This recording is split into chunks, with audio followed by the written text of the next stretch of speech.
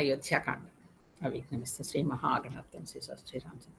శ్రీరామ రామ రామేతి రమే రామే మనోరమే సహస్రనామ రామ నామ వరాననే. రామాయ రామభద్రాయ రామచంద్రాయ వేధసే రఘునాథాయ నాథాయ సీతాయ పతయే నమః. ఆపదామపహర్తారం దాతారం సర్వసంపదాం లోకాభిరామం శ్రీరామం భూయో భూయో నమామ్యహం. కూజంతం రామ రామేతి మధురం మధురాక్షరం ఆరుహ్య కవితా శాఖాం వందే వాల్మీకి కోకిలం. ఇది ఈరోజు మనం అయోధ్యాకాండ మొదలెడుతున్నాం. మనం బాలకాండ పూర్తి చేసాం. శ్రీ రామాయణంలో మనకి చాప్టర్స్ని కాండ అంటారు, ఒక్కొక్కటి ఒక్కొక్క కాండ. బాలకాండ చేసాం. బాలకాండలో మనకి అనేక విషయాలు కొత్త తెలుసుకున్నాము. శ్రీరాముడి గురించి, శ్రీరాముడి బాల్యము, తర్వాత వశిష్ఠుడు ఆయన దగ్గర విద్యాభ్యాసము, విశ్వామిత్రుడి దగ్గర వెళ్ళడం, తర్వాత ఇవన్నీ నేర్చుకున్నాము. ఇదంతా యజ్ఞ ప్రధానమైన కాండ అని చెప్పుకున్నాం. తర్వాత తపస్సుకు సంబంధించింది, ఎందుకంటే మొట్టమొదటి శ్లోకం బాలకాండలో మనం సంక్షిప్త రామాయణంలో కూడా చదువుకున్నాం.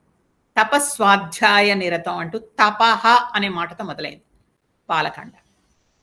కాబట్టి అంటే అది మొదలైందని కాదు, అంత బాగా రాశాడు ఆయన వాల్మీకి, చూడండి. కాబట్టి మనకి బాలకాండ అంతా తపస్సే, అందరూ తపస్సే. చూడండి, మొట్టమొదట రావణుడు తపస్సు చేశాడు, అన్ని వరాలు సంపాదించాడు. కాబట్టి నువ్వు మాకు ఇందులో విష్ణుమూర్తిని ప్రార్థిస్తారు అందరూ, అందుకని నువ్వు వచ్చి మాకు ఇక్కడ అవతారం తీసుకుని మమ్మల్ని కాపాడవలసిందే రావణుడి తపస్సుతో చెప్తారు. ఆయన తపస్సు చేశాడు. తర్వాత అనేక మంది మహర్షుల తపస్సులు, ఋష్యశృంగుడి తపస్సు, అహల్య తపస్సు, జనకుడి తపస్సు చేసి ఆయన వీళ్ళు సంపాదించుకోవడం, పరశురాముడు తపస్సు, ఇలా మొత్తం అంతా తపోమయం. కాబట్టి ఈ తపస్వాధ్యాయ నిరతంలో మొత్తం మన బాలకాండలో మొత్తం అంతా తపస్సే. తర్వాత యజ్ఞ ప్రధానమైన కాండ కదండి. ఇందుకు మనకి పుత్ర లాభం వచ్చింది దశరథుడికి. ఇది మనకి 15వ సర్గలో పుత్రకామిష్టి చేస్తాడు ఆయన. కాబట్టి పిల్లలు లేని వాళ్ళందరూ ఆ సర్గ చదువుకుంటే చాలా మంచిది. ఆ పుత్రకామిష్టి చేసిన ఆ విషయం చదువుకుంటే పిల్లలు తప్పనిసరిగా పుడతారు. అదే ఒక దీక్షగా ఒక 40 రోజులు చేస్తే తప్పకుండా పిల్లలు పుడతారు అంటారు. తర్వాత సీతారామ కళ్యాణం, ఆ సర్గ చదివితే కళ్యాణం అవ్వని వాళ్ళకి కళ్యాణం కూడా అవుతుంది. అంత మంత్రమయం అన్నమాట. తర్వాత ఇదిలో మనకు పిల్లలు విద్యాభ్యాసం అవి కూడా ఉన్నాయి. కాబట్టి అది కూడా పిల్లలకి చాలా మంచిది ఆ సర్గలు చదివితే. అంటే కేవలం నేను మంత్రం అంటే ఈ పద్యాలు, ఆ శ్లోకాల గురించి చెప్తున్నాను. ఇక అయోధ్యాకాండకు వస్తే కనుక, అయోధ్య అంటే ఇతరులు జయించడానికి వీల్లేనిది అని అర్థం కదా. అయోధ్యాకాండ అంటే అసలు ఫస్ట్ అర్థం తెలుసుకోవాలి. ఇతరులు జయించడానికి వీల్లేనిది. ఆయన దశరథుడు అలాంటిది, అలాంటి చోట ఉండేవాడు అంత చక్కగా కదా. మనం బాలకాండలో మొట్టమొదట అయోధ్య గురించి చదువుకున్న ఎంత బాగుంది ఇది అని. ఇందులో ఈ అయోధ్యాకాండలో 119 సర్గలు ఉన్నాయి. 119 సర్గలు అంటే సబ్ చాప్టర్స్. తర్వాత 4415 అంటే 4415 శ్లోకాలు, 4415 శ్లోకాలు ఉన్నాయి. ఈ అన్నిటికంటే పెద్ద కాండ యుద్ధకాండ. ఇది దానికంటే కొంచెం చిన్నది అంతే, అంటే సెకండ్ బిగ్గెస్ట్ అన్నమాట. ఇక్కడ ఇది ధర్మ ప్రధానమైన కాండ. మనకి బాలకాండ యజ్ఞ ప్రధానం ఎలాగో ఇది ధర్మ ప్రధానం. ఇందులో అసలు ఎవరెవరు ఏ ధర్మాలు పాటించాలి అని మనకి చెప్తారు. మనకి మొత్తం ఏంటంటే రామాయణమే మనకి ధర్మాలు నేర్పించడానికి కదండి ఉంది. అన్ని రాముడు ధర్మాలు పాటిస్తూ మనకి నేర్పిస్తున్నాడు కదా. రాజధర్మం ఏంటి, రాజుగా ధర్మం ఏం చేయాలి, పుత్రుడిగా ధర్మం ఏంటి, భార్యగా ధర్మం ఏంటి, భర్తగా ఏంటి, గృహస్థుగా ఏంటి, అన్నదమ్ములుగా ఏంటి, ఇలా ప్రతిదీ మనకి ధర్మాలు పాటించడం అంతా నేర్పిస్తూ ఉంటారు. ఇక ముఖ్యంగా గృహస్థాశ్రమం, ఎందుకంటే సీతారాముల కళ్యాణం అయింది కదా.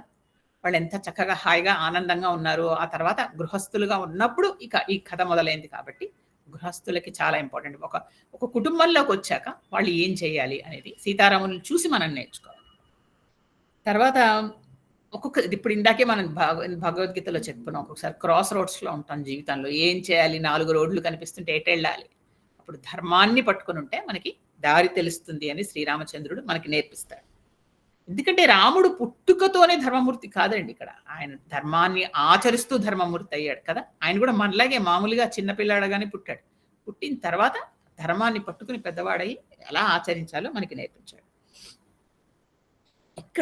ఇక్కడ అయోధ్యాకాండలో ఏంటంటే బాలకాండ అంతా మనకి మనం కూడా పిల్లలం అయిపోతాం. వాళ్ళతో పాటు పిల్లలైపోయాం. రాముడితో పాటు కేరింతలు కొట్టాం, ఆడుకున్నాం. తర్వాత కదా ఆయనతో పాటు మనం కూడా చందమామ అడిగాం.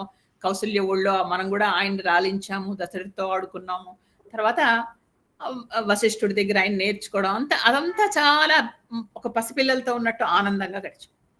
తర్వాత వశిష్ఠుడు, విశ్వామిత్రుడు వీళ్ళు కూడా వాళ్ళందరూ పెద్ద పెద్ద బ్రహ్మర్షులైన బాలలతో సమానం. మనస్సులు అంత పవిత్రంగా అలా ఉంటాయి కదండి, అంతంత ఋషులవి. కాబట్టి వాళ్ళు కూడా బాలులతో సమానం. కాబట్టి అంత బాలకాండ అంతా మనకి అంత ఆనందదాయకంగా గడిచింది. ఇక్కడ మారుతుంది. ఇక్కడ ఏంటంటే రామచంద్రుడు మాత్రమే ఆ ధర్మాన్ని పట్టుకుని అట్లా స్థిరంగా నిలబడతాడు. కానీ మిగతా పాత్రలన్నీ కదులుతూ ఉంటాయండి. కదలడం అంటే ఏంటి? మూమెంట్ వస్తుంది. ఎందుకు సడన్ గా మూమెంట్ వస్తుందో మనకు తెలియదు. అలా సడన్ గా మూమెంట్ వస్తుంది. అదనమాట. ఇంతవరకు కథ మనకి హాయిగా రాముడు సీత పెళ్ళయింది. తర్వాత మిగతా అన్నదమ్ములు కూడా పెళ్లిళ్ళయ్యే చక్కగా ఇంటికి వచ్చారు. అత్తగారింటికి కోడళ్ళు, అత్తగారులు అందరూ హాయిగా ఉన్నారు. కథ సుఖాంతంగా ఉంది అనుకుంటాం. ఉన్నట్టుండి కథలో మలుపు వస్తుంది. ఇక్కడ ఇంకో విచిత్రం చెప్పనండి మీకు. రామాయణం తెలియని వాళ్ళు ఎవ్వరూ లేరు. మన ఇళ్లలో మనకు పుట్టుకతో మొట్టమొదట మనం నేర్చుకునే కథే రామాయణం. అందరికీ తెలిసిన కథే. ఎవరికీ తెలియని కథ చెప్పడం చాలా తేలిక. అందరికీ తెలిసిన కథ చెప్పడం చాలా చాలా కష్టం. ఎందుకంటే మీకందరికీ చాలా బాగా తెలుసు. కాబట్టి మీకు తెలియని విషయం ఏదో కొత్తది చెప్పాలని నా ప్రయత్నం. అంటే ఏంటంటే అందుకే ఇలా మనము క్యారెక్టర్స్‌లోకి వెళ్ళి వాళ్ళు ఎందుకు ఇలా చేశారు అనేది మనం అనలైజ్ చేసి చూస్తూ ఉండాలి.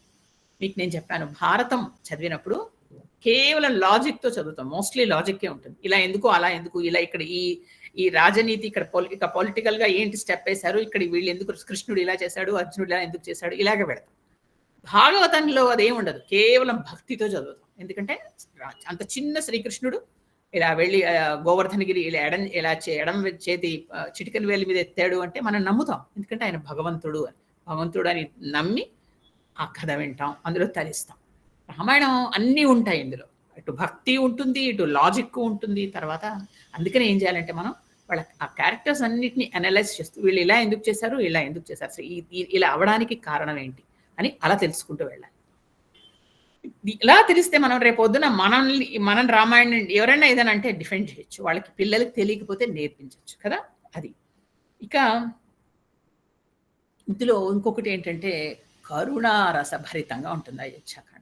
ఎందుకంటే అనేక మంది అనేక కష్టాలు పడి బాధలు పడుతూ ఉంటారు. అది మనం చదవడం కష్టం అండి. ఇంకొకళ్ళు బాధపడుతున్నారు అంటే కూడా మనం భరించలేం. అందులో మనకి ఇష్టమైన వాళ్ళు, ఒకవైపు దశరథుడు ఏడుస్తున్నాడు, ఇంకోవైపు ఇట్లా వీళ్ళందరూ బాధపడుతూ ఉంటే మనం తట్టుకుంటాం. అందుకని అసలు అయోధ్యాకాండలో కంటి నీరు రాని వాళ్ళు ఎవరూ లేరు అంటారు పెద్దవాళ్ళు. అంటే అంత కరుణారస భరితంగా ఉంటుంది. హృదయ విదారకంగా అనిపిస్తుంది ఒక్కొక్కసారి. వాళ్ళ మాటలు, వాళ్ళ చేతలు అవి కొద్దిగా కష్టంగా ఉంటాయి. ఎందుకంటే వాళ్ళు ఘర్షణ పడుతున్నారు, ఒక ధర్మానికి సంబంధించిన ఘర్షణ.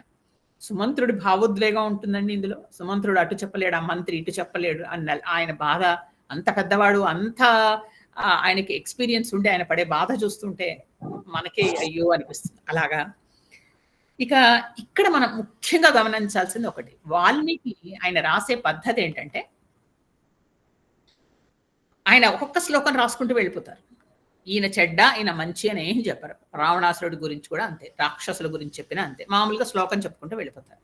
వెళ్ళిపోతుంటే మనం ఏం చేయాలంటే రీడింగ్ బిట్వీన్ లైన్స్ అంటారు. రీడింగ్ బిట్వీన్ ద లైన్స్ అని మనం అంటాం. అంటే ఏంటంటే ఎందుకు ఈ మాట అన్నారు, దీని వెనకాతల అర్థం ఏమిటి అని ఒక క్షణం ఆగి ఆలోచించాలి తప్ప ఆయన ఏమి జడ్జిమెంట్ ఇవ్వరు. ఓహో కైక చెడ్డది లేదా మందర చెడ్డది ఇలా ఏం చెప్పరు. ఆయన మందర ఇలా చేసింది అని వదిలేస్తారు. కానీ ఎందుకు ఇలా చేసింది అని మనం తర్వాత ఆలోచించుకోవాల్సింది, అది మనకు వదిలేస్తారు. అందుకని ఎప్పుడు రామాయణం చెప్పినప్పుడు ఈ రెండు ఉంటాయన్నమాట గ్రూప్స్, ఒకళ్ళు మంచి ఒకళ్ళు చెడ్డ. అలాగా అందుకని దాని గురించి అనేక మంది, కొంతమంది రామాయణ విషవృక్షం రాస్తే కొంతమంది రామాయణ కల్పవృక్షం రాశారు. కాబట్టి ఇది వాల్మీకి రాసే పద్ధతి. అంటే అలాంటి ముని మరి అలాగే రాయగలరు కదా. కాబట్టి ఎందుకు ఇలా రాశారు అనేది మనం మధ్య మధ్యలో ఆగి మనం చూసుకుంటూ ఉండాలి. ఇక అయోధ్యాకాండలో మొట్టమొదటి శ్లోకం గచ్చత అంటూ మొదలవుతుంది. నేను ఆ శ్లోకాన్ని మీకు పెడతాను. గచ్చత అని మొదలవుతుంది.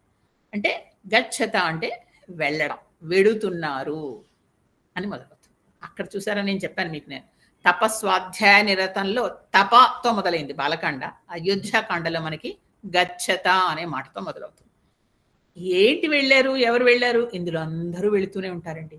అది విచిత్రం. ఏంటి ఇక్కడ వెళ్ళడం? ముందర భరత శత్రుఘ్నులు వాళ్ళ తాతగారింటికి వెళ్ళారు. అది అక్కడ దాంతో మొదలవుతుంది. అక్కడి నుంచి రామ లక్ష్మణులు తర్వాత సీతతో కలిసి వనవాసానికి వెళ్తారు. భరతుడు చిత్రకూటానికి వెళ్తాడు. తర్వాత దశరథుడు పరలోకానికే వెళ్ళిపోతాడు. ఇలాగ అందరూ కదులుతూ ఉంటారు, వెళ్ళిపోతూనే ఉంటారు. కాబట్టి గచ్చత అనేది కరెక్ట్గా సూట్ అవుతోంది ఇక్కడ. అది అంటే ఒక చెప్పాను కదా, మూమెంట్ అనేది ఉంటుందన్నమాట.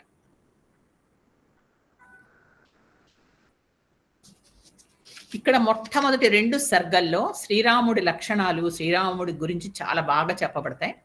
ఆ 2 అంటే ముందరే చెప్పేస్తున్నాను ఎందుకంటే, కాబట్టి మొదటి 2 సర్గలు చదివితే కనుక ఒకవేళ పిల్లలు ఇంట్లో అల్లరి చేస్తూ చెప్పిన మాట వినకుండా ఏదైనా చెడు అలవాట్లు అలా పడినప్పుడు కూడా ఈ 2 సర్గల పారాయణ చేస్తే పిల్లల ప్రవర్తన మంచిగా ఉంటుంది, మారుతుంది అని విశ్వాసం అందరికీ.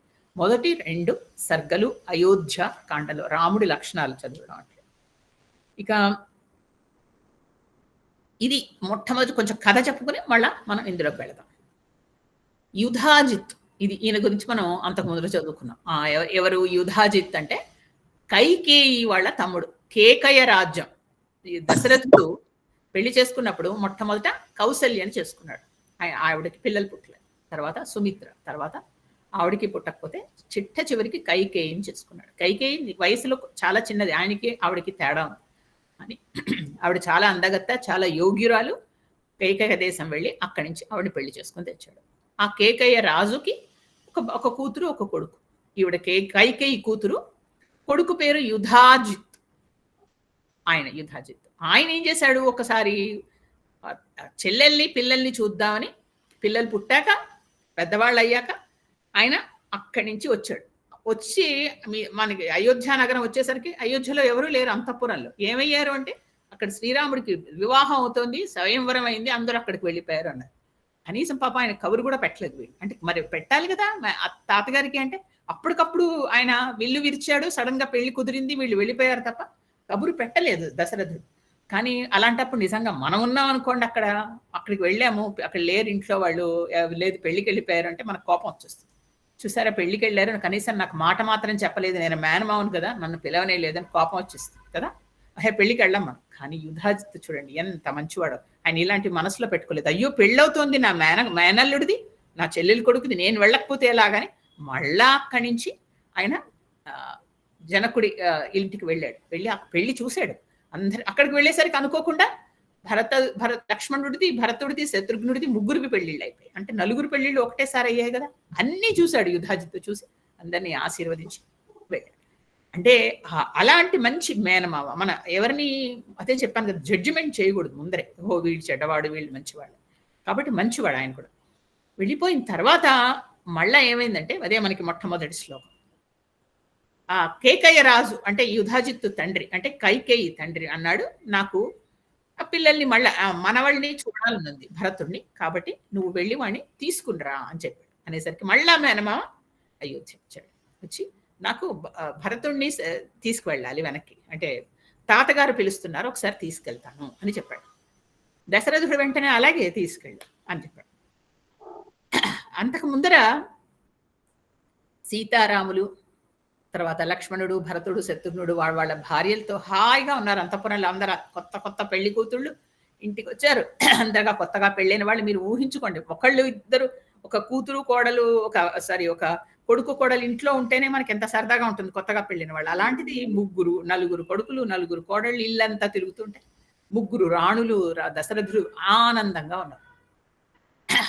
అది ఏంటంటే అది అందులో వాళ్ళకి కొడుకులు కావాలి కావాలి అని కలవరించి 4 కొడుకులు పుట్టి తర్వాత కోడళ్ళు కూడా వచ్చి అందరూ యోగ్యులే చక్కటి వాళ్ళందరూ ఎలాంటి సీతమ్మ ఆవిడ అయోనిజ అలాంటి మహాలక్ష్మీదేవి ఇంటికొచ్చి తిరుగుతూ ఉంటే ఇక అత్తమ్మ వల్ల ఎంత మురిపెంగా ఉంటుంది చెప్పండి.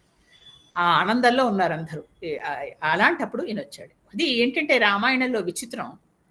ఒక పెద్దవాళ్ళందరూ చెప్తారు దీని గురించి. అంత బాగుంది, సవ్యంగా ఉంది, అసలు హ్యాపీ ఎండింగ్, ఇక్కడ శుభం వచ్చేస్తుందేమో అనుకుంటాము.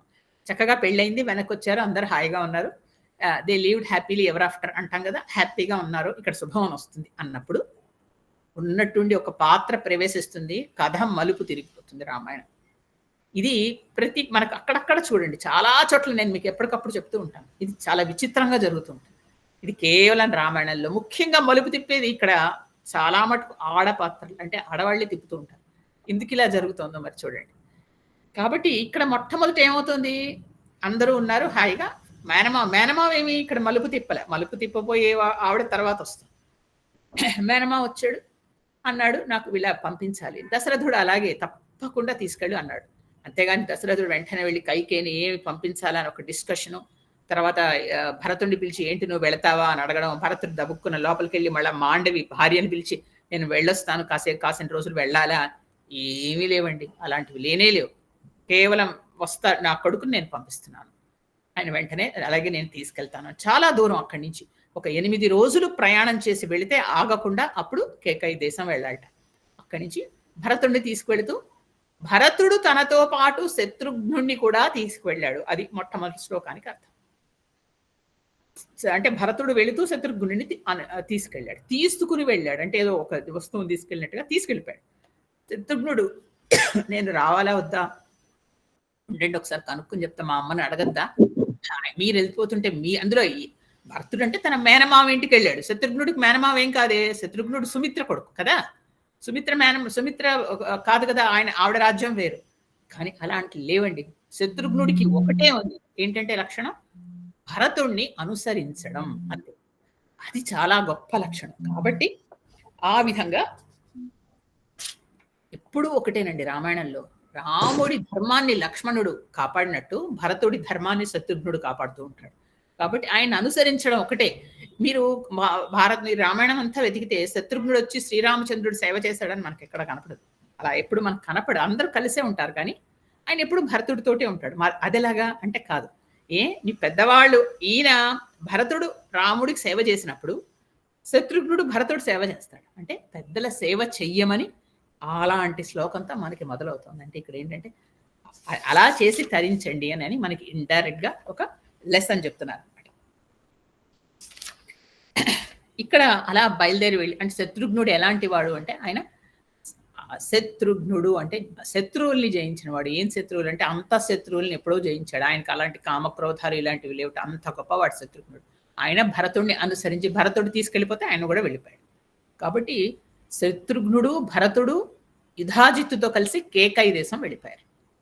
వాళ్ళ భార్యలు ఇక్కడే ఉన్నారు, వాళ్ళ ఇంట్లో ఇక్కడ, అంటే వాళ్ళందరూ అయోధ్యలో ఉన్నారు. కేవలం వాళ్ళిద్దరు మాత్రమే వెళ్ళారు. అది మొట్టమొదటి శ్లోకం, అక్కడితో మొదలైంది.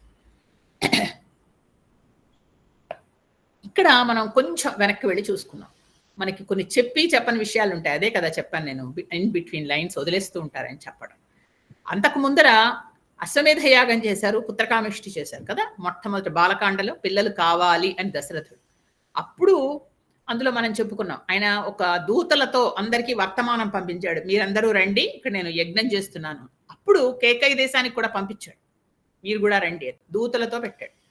తర్వాత పిల్లలు పుట్టారు కదా, రామ లక్ష్మణ భరత శత్రుఘ్నులు.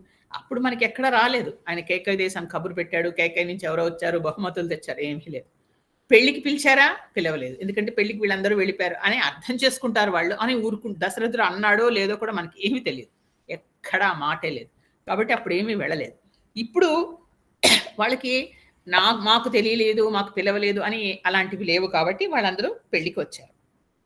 ఇక ఇక్కడ వీళ్ళు అన్నదమ్ములు వెళ్ళారు, భరతుడు శత్రుఘ్నుడు. అంటే ఇక్కడ చిన్నగా కదలిక మొదలైంది. గచ్చని చెప్పాను కదండి, అక్కడ అది వచ్చింది. తర్వాత శ్లోకంలో ఏం చెప్పారంటే దశరథుడికి 4 పిల్లలంటే ఇష్టం. ఎవరికి ఎవరు పిల్లలంటే ఇష్టం ఉండదు. అంటే కానీ ఇక్కడ నలుగురు తన శరీరంలో అంగాలుగా భావించాడు ఆయన. అందరూ సమానం. అప్పుడు చెయ్యి అంటే ఇష్టం నాకు, కాలంటే ఇష్టం లేదు అనంక మనకు అన్నీ ఇష్టమే మన శరీరంలో. అలాగా దశరథుడికి నలుగురు ఇష్టమే. రామ, లక్ష్మణ, భరత, శత్రుఘ్నుడు.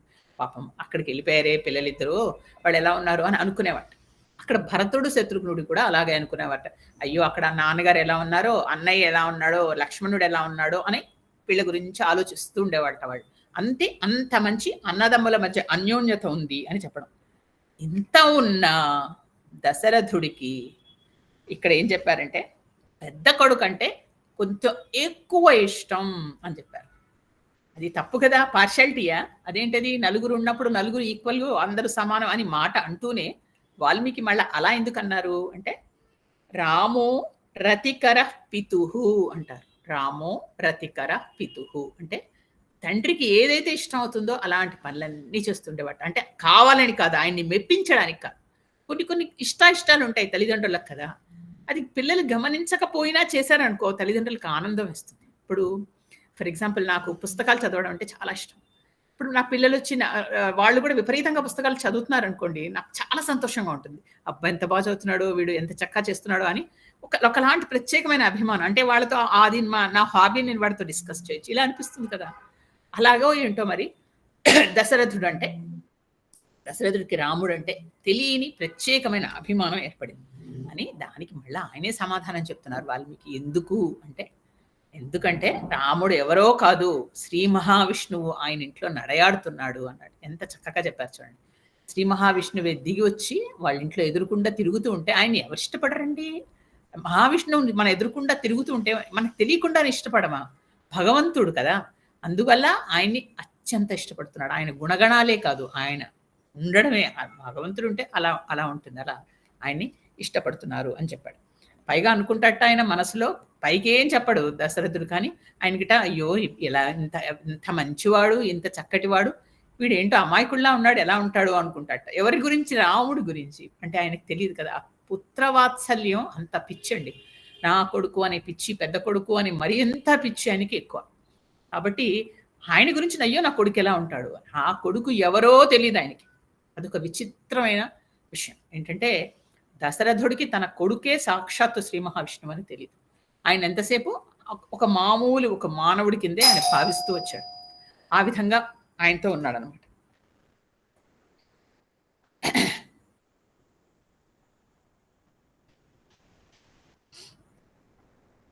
ఇక్కడ అంటే మనం ఏం చెప్పాలంటే, శ్రీరామచంద్రుడు ఒక మానవ మాతృడిగా పుట్టాడు, అందరిలాగే పెరిగాడు. కానీ అందరిలాగా పుట్టని సీతమ్మని చేపట్టాడు. సీతమ్మ అయోనిజగా ఉన్న ఆ సీతమ్మని ఆయన చేపట్టాడు. అందుకని వాళ్ళిద్దరూ ఎలా ఉన్నారు, ఒక లక్ష్మీనారాయణ లాగా ఇంట్లో తిరుగుతున్నారు. వాళ్ళని చూసి విపరీతంగా సంతోషిస్తున్నాడు దశరథుడు. ఎంత చక్కటి జంట, ఎంత చక్కగా ఉన్నారు వీళ్ళిద్దరూ, ఎంత బాగుంది అని. ఇక ఆ రాముడి గుణగణాలని వర్ణిస్తాడండి. మొదటి సర్గ, రెండవ సర్గ అంతా. ఎప్పుడు వాల్మీకి అవకాశం వస్తే చాలు రాముడి గుణగణాలు చెప్తూ ఉంటాడు. ఎందుకు అన్ని సార్లు చెప్పాలి? ఎన్నిసార్లు చెప్పినా ఆయన ఇంకా అసంతృప్తే. ముందర మనం సంక్షిప్త రామాయణం చదువుకుంటున్నాం, అదంతా రాముడి గుణగణాల వర్ణనే. రాముడి గురించి రాగానే ఒక 2-3 శ్లోకాలు ముందర వర్ణిస్తూ ఉంటాడు. ఎందుకు అలా చెప్పాలి అంటే, అన్ని సార్లు మనం వింటే అందులో కొంతైనా మనకి అర్థమై, కొంతైనా మనకి వంట పడతాయి అనేసి. అంటపడితే భగవంతుడు మనం కొంచెం దగ్గర అవుతాం కదండి. ఆ గుణగణాలు నచ్చి ఆయన గురించి ఆలోచిస్తూ ఉంటాం, భగవంతుడు మన దగ్గర అవ్వం. అందుకని ఆ సద్గుణాలు వినడం వల్ల ఏంటవుతుందంటే మనకి ప్రశాంత చిత్తం ఏర్పడుతుంది అంటారు. కాబట్టి ఆ విధంగా రాముడి గురించి చెప్పడం మొదలవుతుంది. ఈ రాముడు భగవంతుడు అని చెప్పడానికే ఇది మనకి ఈ గుణగణాల వర్ణన. ఇక్కడ ఇంకొక విషయం గమనించాలి, అంటే ఇది నాకు అనిపించిన విషయం. చదువుతూ ఉంటే అనిపిస్తుంది మనకి, శ్రీకృష్ణుడి గురించి వింటూ ఉంటాం కదా, శ్రీకృష్ణుడి గురించి భాగవతం అన్ని చదువుకున్నప్పుడు, ఆయన గురించి విన్నప్పుడు, అప్పుడు శ్రీకృష్ణుడి గురించి ఏమనిపిస్తుందంటే, ఎంతసేపు అమ్మ దగ్గర పెరగడం, యశోద దగ్గర పెరగడం, యశోదతో అల్లరి చేయడం, ఆవిడతో తిట్లు తినడం, ఆవిడకే విశ్వరూపం చూపించడం, తర్వాత ఆవిడతో దెబ్బలు తినడం, అంతా అమ్మ చుట్టూ తిరుగుతూ ఉంటాడు యశోదా కృష్ణుడు కదా.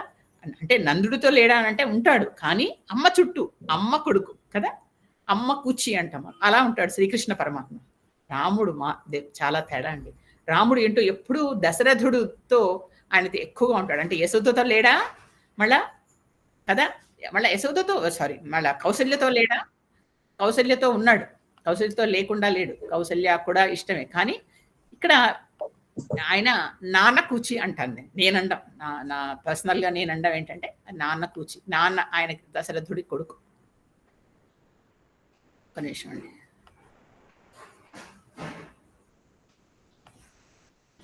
కాబట్టి శ్రీకృష్ణ పరమాత్మ అమ్మ కొడుకైతే శ్రీరామచంద్రమూర్తి నాన్న కొడుకు దశరథుడు. అందుకే ఆయనకి తండ్రి మాట అంటే తల్లిని నెగ్లెక్ట్ చేశాడు అని కాదు, అలాగా ఆ విధంగా ఉన్నాడు ఆయన, అలా ఉన్నాడు అని.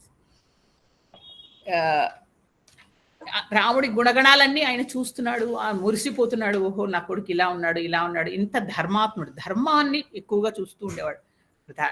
దశరథుల్లో మనం ఇక్కడ అబ్జర్వ్ చేయవలసింది రెండు ఉన్నాడు, స్ప్లిట్ పర్సనాలిటీ లాగా. ఒకటి ఆయన తండ్రిగా ఆయన బాధ్యత, రెండు ఒక రాజు, ఒక మహారాజు. చాలా గొప్పవాడండి. దశరథుడి గురించి 2-3 మాటలు చెప్పి నేను మొదలెడతాను. దశరథుడు మామూలు వాడు కాదు. మనకి ఎంతసేపు దశరథుడు అంటే కుమసలి రాజు, కైక మాట విన్నాడు, ఇలాగే కాదు. ఆయన గురించి చెప్తాను ఒక్క 2 నిమిషాలు.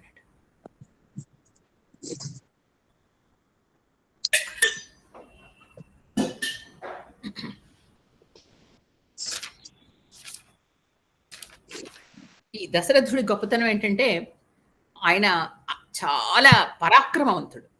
ఎంతమందిని ఆయన జయించాడో ఆ రాజుల్ని. అలా అని కావలసి ఎప్పుడు ఎవరితో యుద్ధానికి వెళ్ళలేదు ఆయన. చాలా గొప్పగా చేశాడు, రాజ్యాన్ని పరిపాలించాడు. ప్రజలందరూ ఆయన విపరీతంగా ఇష్టపడేవారు. మనకు తెలుసు ఆయన పుత్రకామేష్టి యాగం చేస్తూ ఉంటే ప్రతి ఒక్కళ్ళు ఆయన గురించి ప్రార్థన చేశారట. మా రాజుగారికి పిల్లలు లేరు, పాప ఆయనకు పిల్లలు పుట్టాలి అని. మన అయోధ్యలో అప్పుడు చదువుకోలేదు. అంత చక్కగా ఆయన ప్రజల్ని పరిపాలించాడు, మంచి పేరు తెచ్చుకున్నాడు ఆయన. అది కాకుండా పరాక్రమవంతుడు. ఎప్పుడు దేవతలకి రాక్షసులకి యుద్ధాలు జరుగుతూ ఉండేవి. జరుగుతూ ఉన్నప్పుడు దేవతలు స్వయంగా వచ్చి ఈయన్ని సాయం అడిగేవారట దశరథుడిని. మాకు వైపు కొంచెం సాయం చేయవా, అక్కడ రాక్షసులతో మేము యుద్ధం చేయాలి అని. అంటే ఒక మానవ రాజుని దేవతలు వచ్చి సాయం అడిగారంటే ఆయన పరాక్రమం ఎలా ఉంటుందో మీరు ఊహించుకోండి. ఒకానొక సమయంలో దేవతలు ఒక రాక్షసులు కొంతమందితో యుద్ధం చేస్తూ ఉంటే ఆ రాక్షసులు 10 చోట్లగా వచ్చి యుద్ధం చేస్తుంటే ఇంద్రుడు తట్టుకోలేకపోయాడు. అప్పుడు దశరథుడిని సహాయం అడిగితే ఆయన వెళ్ళి రథంలో ఆయన్ని సారథ్యం చేస్తూ 10 మందిని 10 చోట్లగా వెళ్ళి అటువైపు 10 మందితో ఒకేసారి యుద్ధం చేసి గెలిచాడు. అప్పుడే నుంచి దశరథుడు అనే బిరుదు ఇంద్రుడు ఇచ్చాడానికి. దశరథుడు అంటే 10 మందితో 10 రకాలుగా రథం తిప్పుతూ యుద్ధం చేశాడు అని. కాబట్టి అలాగా ఆయనకి ఆ పేరు వచ్చింది అంటారు. అంటే అది పైన వినిపించే తర్వాత దానికి అంతరార్థం వేరుంది, అది మనం తర్వాత చెప్పుకుందాం. ఈ విధంగా అంత పరాక్రమవంతుడు. ఎన్నోసార్లు అలాగే ఆయనకి జటాయు స్నేహితుడు అయ్యాడు. అనేక మంది ఆయనకి స్నేహితులు ఉండేవారు. వీళ్ళందరితో కలిసి ఉండేవాడు. ఆయనకి అలా అలాంటప్పుడే ఒక యుద్ధం చేస్తూ ఉంటే ఆయనకి ఆ యుద్ధంలో కైకాదేవి సహాయపడింది. కైకేయి సహాయపడినప్పుడే అప్పుడు వరాలు కోరుకోమన్నాడు. అదే కదా కొంప ముంచింది మనకి. కాబట్టి ఎక్కడైనా సరే దేవతలు రాక్షసులు యుద్ధాలంటే అక్కడికి దశరథుడు స్వయంగా వెళ్ళేవాడు. ఒకసారి ఏమైందో తెలుసా అండి, అంటే ఇది పద్మపురాణంలో ఉంది. ఒకసారి జ్యోతిష్కులు అంటే ఆయన దగ్గర చాలా గొప్ప పురోహితులు, వశిష్ఠుడు, వామదేవుడు లాంటి వాళ్ళందరూ ఉండేవారు కదా. వాళ్ళందరూ ఒకసారి చెప్పారు, శని అంటే గ్రహాల్లో శని రోహిణి కక్షలోకి ప్రవేశిస్తున్నాడు. ఇది గనక ప్రవేశిస్తే 12 సంవత్సరాలు దుర్భిక్షం వస్తుంది. అంటే ఏంటంటే డ్రాట్, ఇంకా నీళ్లు ఉండేవి, వర్షం అనేది ఉండదు. అది సంభవిస్తే చాలా ప్రమాదం అని చెప్పారు. అప్పుడు అందరితో కూర్చొని ఆయన ఆలోచించాడు, ఏ శాంతి ఏమైనా చేయొచ్చా, పూజలు చేస్తే ఏమైనా ఉంటుందా అంటే లాభం లేదు. శని రాకుండా ఆపడం ఒక్కటి, అది చాలా కష్టం, మనం ఏం చెయ్యలేము, మన వల్ల కాదు, అది అలా ప్రవేశిస్తున్నాడు. ఇప్పుడు ఏం చేయాలి అని ఆలోచించి సాహసం చేశాడు. ఆయన ఏం చేశాడో తెలుసా అండి, ఆయన తన ధనుర్బాణాలు ధరించి రథం ఎక్కి రథాన్ని ఆకాశంలోకి తీసుకెళ్ళి, ఆయనకు ఆ శక్తి ఉండేది, గమన శక్తి, వెళ్ళి అక్కడి నుంచి గ్రహాలు అంటే ఈ మన సోలార్ అక్కడికి పైకి వెళ్ళి ఆ పైన కక్షలో ఉన్న శనిగ్రహం ఎదురుకుండా నిలబడి తన బాణాలు సంధించట. ఎవరి మీదకి? సాక్షాత్ శనీశ్వరుడి మీదకి బాణం వేద్దామని తీశాడు, అంటే వెళ్లకుండా ఆపడానికి. ఇప్పుడు అక్కడ శని ప్రత్యక్షమై ఈయన సాహసానికి ధైర్యానికి మెచ్చుకున్నట్టు. ఆయన మెచ్చుకుని దశరథ నువ్వు ఇంత చక్కగా సాహసంగా పైకొచ్చి నా మీదకి యుద్ధానికి వచ్చావు, దీన్ని చూసి నేను చాలా సంతోషిస్తున్నాను, నీకు వరం ఇస్తాను, వరం కోరుకో అని శనేశ్వరుడు ఆయన దశరథుడికి చెప్పాడు. అప్పుడు ఈయన చేతిలో ఉన్న బాణాలు తర్వాత ధనుస్సు కింద పడేశాడు. శనేశ్వరుడికి ప్రదక్షిణ నమస్కారాలు చేసి, స్వామి ఒకటి నాకు వరం కోరుకోమన్నావు కాబట్టి కోరుకుంటున్నాను, నువ్వు ఇంకెప్పుడు ఇలాగా ఈ రోహిణి కక్షలోకి ప్రవేశించద్దు అని ప్రార్థించాడు. ఎందుకంటే 12 సంవత్సరాల దుర్భిక్షం ఎప్పుడు వచ్చినా ప్రమాదమే కదా. అంటే శనేశ్వరుడు అన్నాడు ఓకే అలాగే నేను ప్రవేశించను అని వాగ్దానం చేశాడు. చేసి అన్నాడు, ఇది ఇంతవరకు వచ్చి ఇలాంటి వరం కోరుకున్నావు కాబట్టి నాకు చాలా ముచ్చటగా ఉంది, ఇంకొక వరం కోరుకో అని అడిగాడు. అప్పుడు దశరథుడు అన్నట్ట, నువ్వు ఇంకా ఎప్పుడు ఎవరిని బాధించకు అన్నాడు. అంటే మనం ఏమనుకుంటాం, శని ఉంటే బాధిస్తాడు మనల్ని. అప్పుడు వెంటనే ఆయన నవ్వాడు శనేశ్వరుడు. నవ్వి, గ్రహం అంటే ఏంటి, ఎవరినైనా పట్టేది బాధించేది గ్రహం అందు కాబట్టి ఇది తప్పదు, కాకపోతే దీనికి నేను ఒక పరిష్కారం చెప్తాను. ఏంటంటే శ్రావణ మాసంలో శనివారం ఎవరైనా సరే శనికి అంటే నాకు పూజ చేసి నూనెతో పూజ చేసి తర్వాత స్తోత్రం గనక చదివితే వాళ్ళకి నా వల్ల మిగతా గ్రహాల వల్ల పట్టే దోషాల నుంచి నేను విముక్తి ప్రసాదిస్తాను అని స్వయంగా ఆయన అన్నట్టు. అప్పుడు ఈయన ఆ శనేశ్వరుడి నామాలు చెప్తాడు. శనేశ్వర కోణ పింగళ బబ్రు కృష్ణ రౌద్ర అంతక యమ సౌరి మంద అనే నామాలు ఉంటాయి, 12 నామాలు. ఆ నామాలు చదివి శనేశ్వర స్తోత్రం అని చేస్తాడు దశరథుడు. నేను మీకు పంపిస్తాను, ఇది దశరథ కృత శనేశ్వర స్తోత్రం అని మీకు గూగుల్ చేసినా వచ్చేస్తుంది.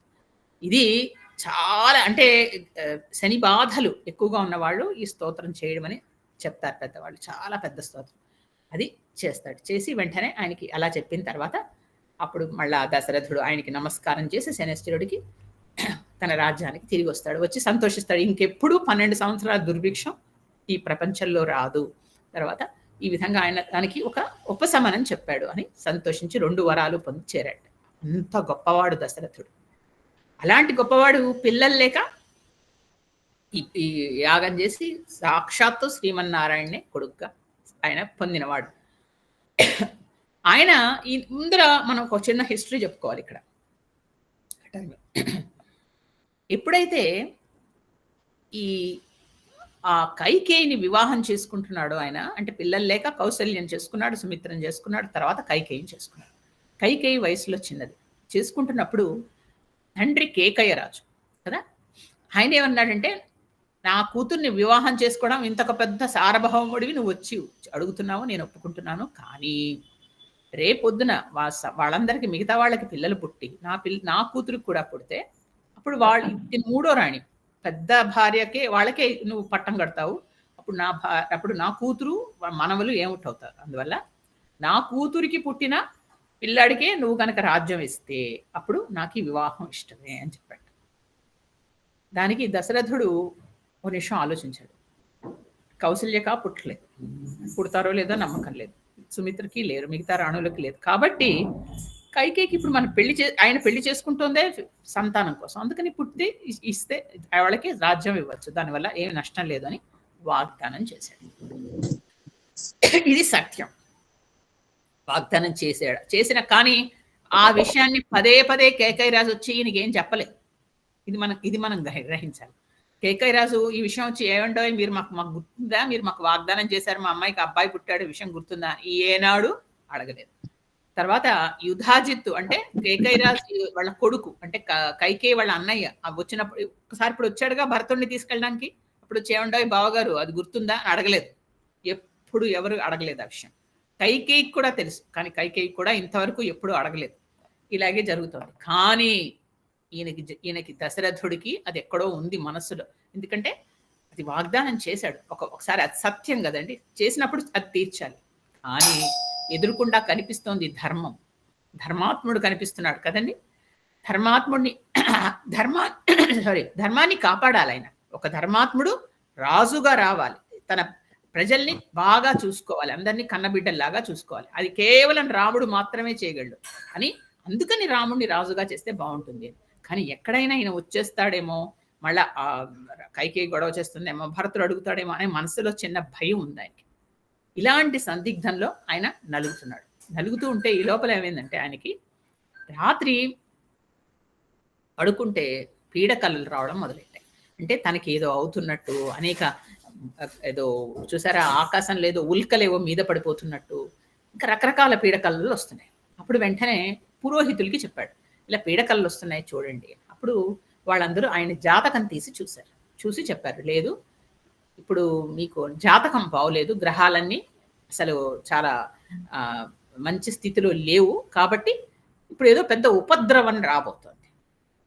ఒకటి ఏదైనా చాలా పెద్ద ఆపద రావచ్చు, లేదా మీకు మరణం సంభవించవచ్చు అని చెప్పేశారు.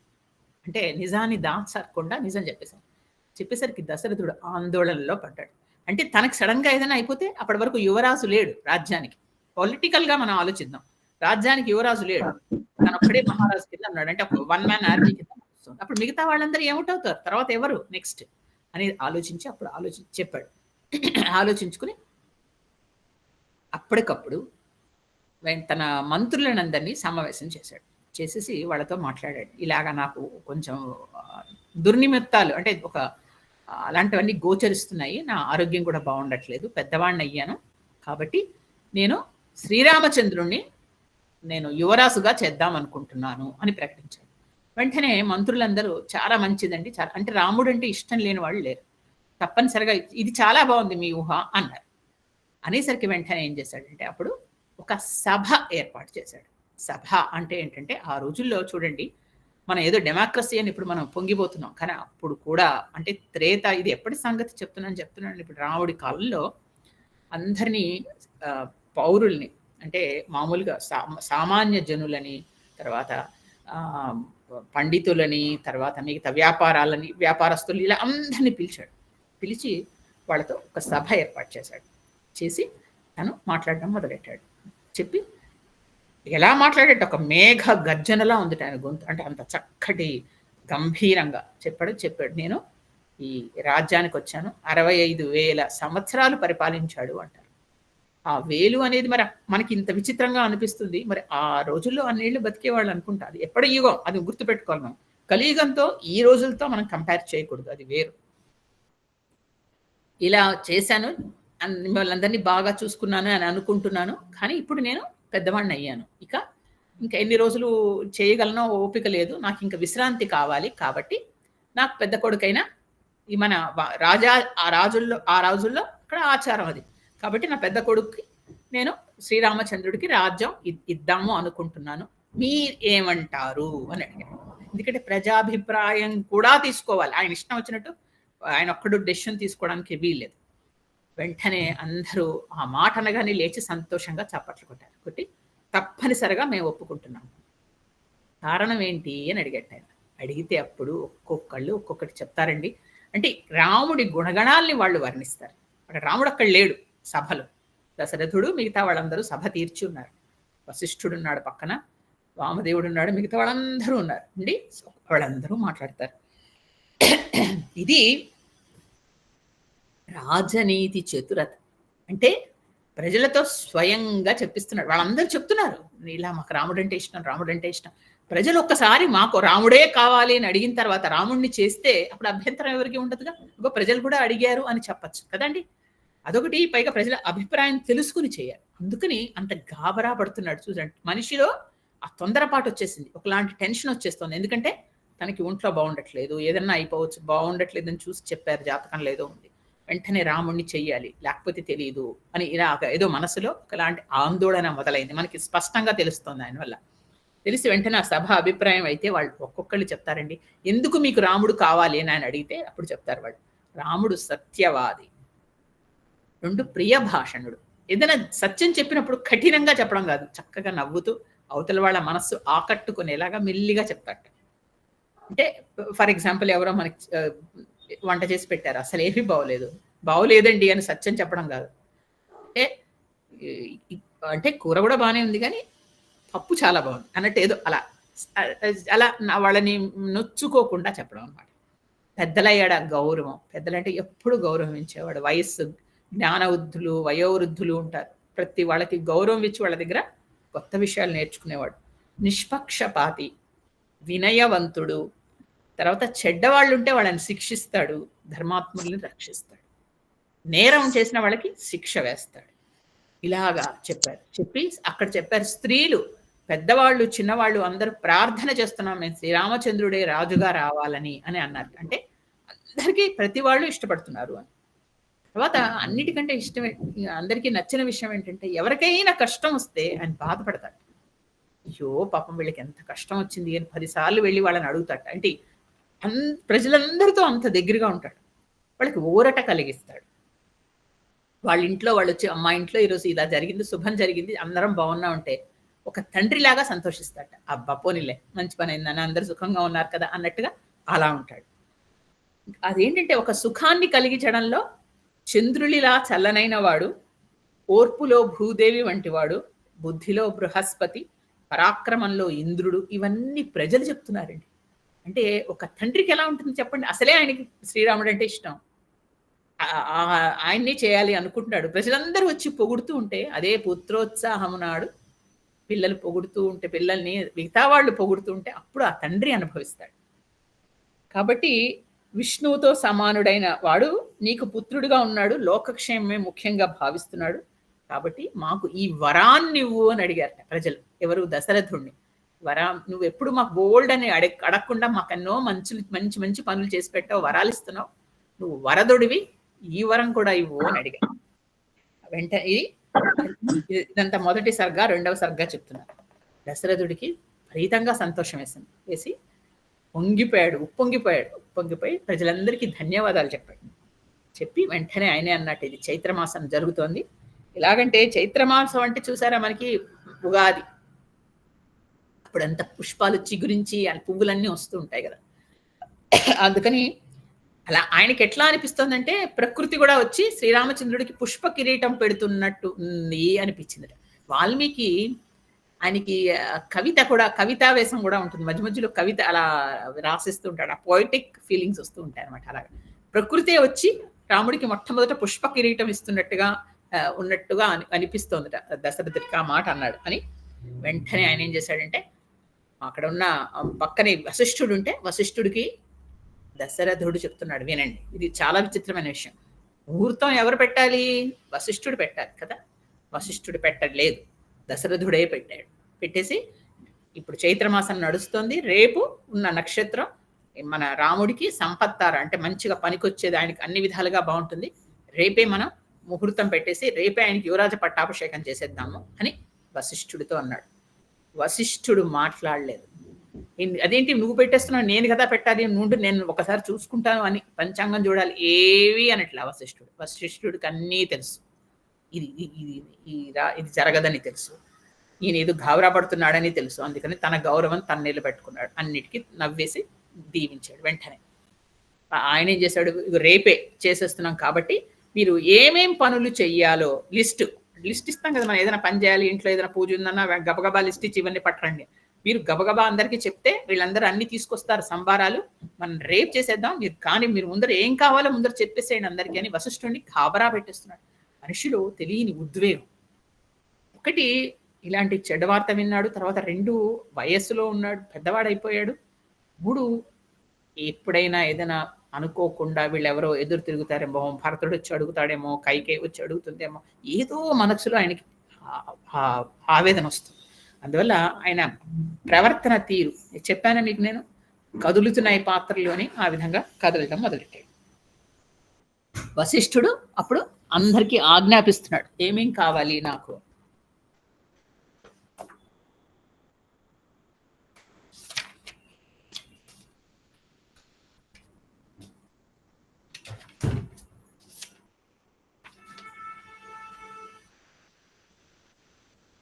రకరకాల అందరినీ పిలిచి బంగారము, తర్వాత పూజా ద్రవ్యాలు, అనేక ఔషధులు, తెల్లని పుష్పమాలలు, పేలాలు, తేనె, నెయ్యి, నూతన వస్త్రాలు, రథాలు, సమస్తమైన ఆయుధాలు, తర్వాత మంచి లక్షణాలు కలిగిన గజము, తెల్లని చామరము, ధ్వజము, శ్వేతఛత్రము, 100 బంగారు కుండలు, బంగారు కొమ్ములున్న ఒక వృషభము, తర్వాత మంచి పులి చర్మము, ఇవన్నీ తీసుకుని తెల్లవారేసరికి నా దగ్గర ఉండాలి అని వశిష్ఠుడు ఆజ్ఞాపించాడు. వెంటనే అందరూ గబగబా ఆ పనుల్లో వెళ్ళిపోయారట. చేయాలి మరి తెల్లవారేసరికి అన్ని తెచ్చిపెట్టి ఆయనకు ముందర నిలబడాలి. వెళ్ళారు. తర్వాత బ్రాహ్మణులకి సంబారాలన్నీ సమకూర్చండి, వాళ్ళ అనేక దక్షిణలు ఇవ్వాలి అని చెప్పాడు. అవి కూడా సిద్ధం చేశారు. పొద్దున సూర్యోదయంలో స్వస్తి వాచనం చేస్తాము. తర్వాత ఊరంతా పతాకాలు ఎగరేయండి, జెండాలు ఎగరేయండి. రాజవిధులన్నింటినీ చక్కగా అత్తరుతో చల్లి పైనుంచి ముగ్గులు పెట్టండి. మంచి మంచి నృత్యం చేసే వాళ్ళని తీసుకురండి, వాళ్ళందరూ చెయ్యాలి. ఇవన్నీ రకరకాలు చెప్తున్నాడు. దేవాలయాల్లో పూజలు చేయించండి. తర్వాత అందరూ రకరకాల యోధులందరూ వాళ్ళ కవచాలు ధరించి, ఆయుధాలు ధరించి ముందర రావాలి అని చెప్పాడు. చెప్పేసరికి అక్కడి నుంచి మిగతా వాళ్ళందరూ ఆ పనుల్లో వెళ్ళిపోయారు. వెళ్ళిపోయిన తర్వాత ఇంకా అప్పుడు ఈ ప్రజలు ఇంకా అక్కడ నుంచి వాళ్ళు ఆ మాట శుభవార్త విని వెంటనే వెనక్కి వెళ్ళలేక వాళ్ళు అంటున్నారట.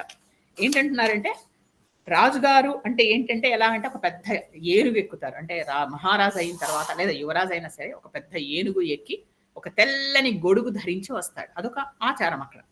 అప్పుడు వాళ్ళు అన్నారట, శ్రీరామచంద్రుడు అలాంటి భద్రగజం, దాని పేరు శత్రుంజయం. ఆయన ఏనుగు పేరు శత్రుంజయం, దశరథుడు ఏనుగు పేరు. అదే రాముడు ఎక్కబోతున్నాడు. ఆ శత్రుంజయం అనే ఏనుగు ఎక్కి తెల్ల గొడుగు. పాప గారు ఉంది, ఎప్పుడు ఏం కావాలంటే వాట్సాప్ లో పెట్టేస్తాను. ఆ ఏనుగు ఎక్కి వస్తాడు. అది వాళ్ళ ప్రజల కోరిక. అందుకని వాళ్ళు అంటున్నారట, రాముడు రేపొద్దున రాజు అయ్యి ఆ తెల్ల గొడుగు వేసుకుని ఆ ఏనుగు మీద ఎక్కి వస్తే మేము తెల్ల గొడుగును చూడాలా, శ్రీరామచంద్రుని టీవీని చూడాలా, ఆ శత్రుంజయం అనే ఏనుగును చూడాలా, లేదా ఆ చుట్టుపక్కల అలంకారం చూడాలా, ఏం చూడాలి మేము అంటూ వాళ్ళలో వాళ్ళు మాట్లాడేసుకుంటారు. అంటే అప్పుడే వాళ్ళందరూ కళల్లోకి వెళ్ళిపోయారు. అలాంటి అదృష్టాన్ని ఇచ్చిన దశరథుడికి అందరూ కృతజ్ఞతలు చెప్పారు. ఎంత మంచి మాకు అలాంటి అదృష్టాన్ని ఇస్తున్నావు అని చెప్పేసరికి వెంటనే దశరథుడు నవ్వుతూ అన్నట్ట, అంటే రాముణ్ణి చెయ్యమంటున్నారు అంటే ఏంటి, ఇంకా నన్ను దిగిపోవనా అర్థం, నేను మీకు నచ్చడం మానేశానా అన్నట్టు. ఎందుకు అలా అడగాలి అంటే, ఏ మొస అంతవరకు ఓహో నువ్వు ఉండాలి, నువ్వే ఉంటే బాగుంటుంది, ఎందుకు వెళ్ళిపోతున్నావు అనకుండా రాముడు ఎప్పుడొచ్చేస్తాడు అనేసరికి మరి చిన్న జలసి కాదండి. దశరథుడికి అలాంటివి లేనే లేవు. కానీ ఆయన ప్రశ్న అలా అడిగాడు. అంటే నేను మీకు పర్వాలేదా నేను వెళ్ళిపోతే అని. అంటే వాళ్ళు అన్నారు, నువ్వు 100 ఏళ్ళు హాయిగా బతకండి, నువ్వు బ్రతకాలి, చక్కగా ఉండాలి, నువ్వు కొడుకు నీ తర్వాత వాడు వచ్చిన తర్వాత మాకు మరింత ఆనందం, నీ కొడుకు వస్తే నీ ప్రతిబింబమే కదా, మాకు మరింత ఆనందం, ఆయన వస్తే బాగుంటుంది అని మళ్ళా రాముడి లక్షణాలు వాళ్ళు చెప్పడం. ఎందుకు రాముడు అంటే ఇష్టం, అలాగా ప్రజలతోటే రాముడి గురించి చెప్పించాడు ఆయన. తర్వాత అంటే కథని ప్రజలే ముందుకు తీసుకెళ్తున్నారు. చూడండి ఎంత బాగుందో, వాళ్ళతో చెప్పించి ఎలా తీసుకెళ్లారు అంటే రాముణ్ణి ఎంతగా కోరుకుంటున్నారో ప్రజలే చెప్పారు. ఇప్పుడు ఇక తనే ముహూర్తం పెట్టేసిన తర్వాత ధర్మబద్ధంగా రాజ్యాన్ని అప్పచెప్తాను అని చెప్పాడు. చెప్పేసి వెంటనే అక్కడ సుమంత్రుణ్ణి పిలిచి ఇక నువ్వు వెళ్ళి రాముణ్ణి తీసుకుంటారా అని చెప్పాడు. అయితే వెంటనే అక్కడి నుంచి సుమంత్రుడు వెళ్ళి శ్రీరామచంద్రుడికి తీసుకురావడానికి వెళ్ళాడు. వెళ్ళి ఆయనకి చెప్పాడు వస్తున్నామంటే వెంటనే వశిష్ఠుడు కూడా వెళ్ళాడు. వశిష్ఠుడు కూడా వెళ్ళేసరికి సాక్షాత్తు గురువు గారు వచ్చేసరికి రాముడు లేచి నమస్కారం పెట్టడానికి పాదాభివందనం ఆయన తీసుకుని వచ్చాడు. వచ్చి సభలో అందరూ కూర్చుని ఉన్నారు. అక్కడ దశరథుడు కూర్చున్నాడు సింహాసనం మీద, మిగతా వాళ్ళందరూ ప్రజలు, తర్వాత మిగతా రాజులు అందరూ కూర్చున్నారు. కూర్చుంటే అందరికీ వీళ్ళకి కబురు పెట్టు, వాళ్ళకి కబురు పెట్టని చెప్తూ ఒక మాట అన్నాడు. అందరికీ కబుర్లు పెట్టేస్తూ అందరికీ పెడుతున్నారు. కేకై దేశం ఏమి కబురు వెళ్ళక్కర్లేదు, తర్వాత జనకుడికి కూడా కబురు వెళ్ళవసరం లేదు అని చెప్పాడు. ఆ మాట ఎందుకు అన్నాడండి? కేకై దేశం అంటే కైకేయి వాళ్ళ దేశం, జనకుడికి కూడా కబురు అక్కర్లేదు అన్నాడు అని తర్వాత ఒకటి అన్నాడు. తర్వాత కబురు తెలిసినా వాళ్ళు సంతోషిస్తారులే, పర్వాలేదు అనేసి. మరి అది ఆయన మనసులో భయమా? అంటే కబురు తెలిస్తే వాళ్ళు వచ్చేసి అదేంటిది రాముడికి గొడవ ఎందుకు చేస్తున్నావు, భరతుడికి ఇవ్వాలి అని కేకైరాజు గొడవ పెడతాడనా, లేక మరి జనకుడికి ఎందుకు అన్నాడు అంటే ఇక్కడ మనం ఒక్క నిమిషం ఆలోచించాలి. ఏంటంటే కేకైది కోర్స్ అంతకు ముందర కూడా దేనికి మనకు కబురు పెట్టినా మనకి దాఖలాలు లేవు. అంతకు ముందర కళ్యాణానికి ఎక్కడ కబురు పెట్టాడు. అలానే మళ్ళా వాళ్ళిద్దరికి ఏమీ శత్రుత్వం లేదు. వాళ్ళంటే వీళ్ళకి ఇష్టమే, వీళ్ళంటే వాళ్ళకి ఇష్టమే, కానీ పెట్టలేదు. తర్వాత జనకుడికి ఎందుకు పెట్టలేదు అంటే, మరి జనకుడికి నలుగురు అల్లుళ్ళే కదా, రాముడు అల్లుడే, భరతుడు అల్లుడే. రాముడికి రాజ్యం ఇవ్వకుండా భరతుడికి ఎందుకు ఇచ్చావు అని ఆయన, ఎందుకంటే జనకుడు రాజర్షి కదా, ఆయన రాజుగా ఉన్న ఆయన రాజర్షి, ఋషి, ఆయనకి పదవి ఇచ్చేశారు. అలాంటి వాడే ధర్మాన్ని ఆయన పట్టుకుంటాడు. నిజానికి ఇది ఆల్రెడీ భరతుడికి ఇస్తానని నువ్వు ఆయనకి వాగ్దానం ఇచ్చినప్పుడు రాముడికి ఎందుకు ఇచ్చావు, ఇది తప్పు కదా అని ధర్మాన్ని, ఆయన సత్యాన్ని మాట్లాడతాడు. అందుకని ఇదంతా అవసరమా అనుకున్నాడో, లేకపోతే జనకుడు ఇంత దూరం నుంచి ఇక్కడ కబురు వెళ్ళి వచ్చేసరికి ఎలాగో తెల్లారే కదా, మరి ఇదన్నీ మనకి ముహూర్తం ఎంత అనవసరం, తర్వాత తెలుస్తుందిలే అని ఊరుకున్నాడా, లేకపోతే ఆయన మనసులో ఉద్దేశం ఏంటో తెలియకుండా ఆ మాట మాత్రం అన్నాడు. కానీ మనకి అర్థమయ్యేది ఇది. ఒకవేళ అంటే కాంట్రవర్షియల్ థింగ్స్ అన్ని అవాయిడ్ చేస్తున్నాడు. ఎందుకులే వద్దులే, ఇప్పుడు ఈ సమయంలో వద్దులే. ఆ గాబరాలో ఈ మాట అనడంలో దశరథుల్లో అలజడి మనకు అర్థమవుతుంది. ఈ మాట బయటకు అనాల్సిన అవసరం లేదు. ఎందుకు ఆ మాట అన్నాడు, అసలు మనసులో అనుకోవడం వదిలేయచ్చు. కానీ బయటకు అనడంతో చూడండి, మనకి టెన్షన్ ఉన్నప్పుడు ఏదేదో మాట్లాడేస్తూ ఉంటాం సంబంధాలు లేకుండా, అలా మాట్లాడిస్తాం.